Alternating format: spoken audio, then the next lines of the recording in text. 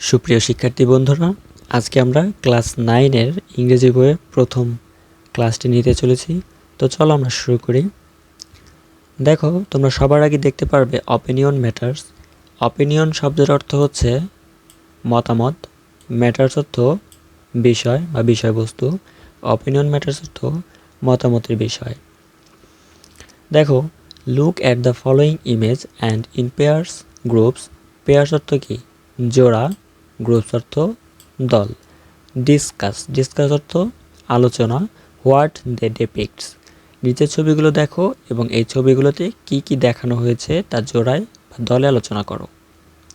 After words discuss what you would have done if you are present in those special moment. সেই বিশেষ মুহূর্তে তুমি উপস্থিত থাকলে কি করতে তা আলোচনা করো। লেটার